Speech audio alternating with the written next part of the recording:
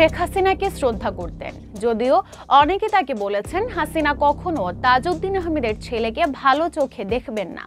একদিন দেখলেন আওয়ামী লীগের অনেক সিনিয়র নেতাকে সবার সামনে প্রধানমন্ত্রী বলছেন বিএনপি অনেক টাকা বানিয়েছে, এখন তাদেরও দু হাতে টাকা বানাতে হবে।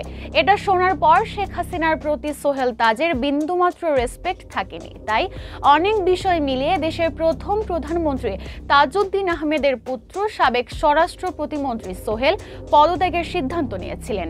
আরেকটা বিষয় হচ্ছে তার অধীন সব কর্মকর্তাকে পরিষ্কারভাবে জানিয়ে দেওয়া হয় স্বরাষ্ট্র প্রতিমন্ত্রী সোহেল তাজের কোনো নির্দেশনা মানা যাবে না। এ অবস্থায় পদত্যাগ ছাড়া তার সামনে অন্য পথ খোলা ছিল না।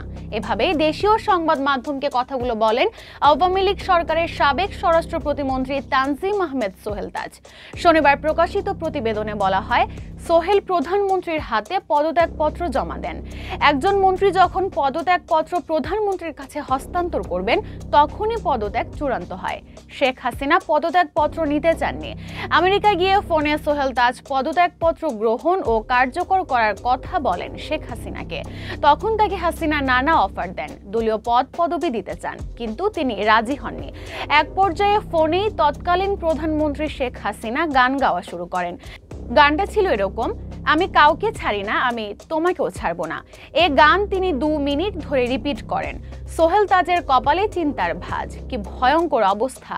তখন সুরঞ্জিত সেনগুপ্তর একটা ডায়ালগ তার মনে পড়ে, বাঘে ধরলেও ছাড়ে, কিন্তু শেখ হাসিনা যারে ধরে তারে ছাড়ে না।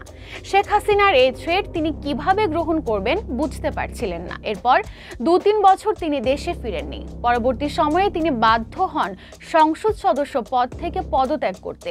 সব মিলিয়ে 2012 সাল পর্যন্ত সংসদ সদস্য ছিলেন। তখন তিনি যেটা দেখেছেন, দলকে পরিচালনা করেছে ডিজিএফআই। দলের নেতা এমপি মন্ত্রীদের রিপোর্ট করতে হতো ডিজিএফআই এর কাছে।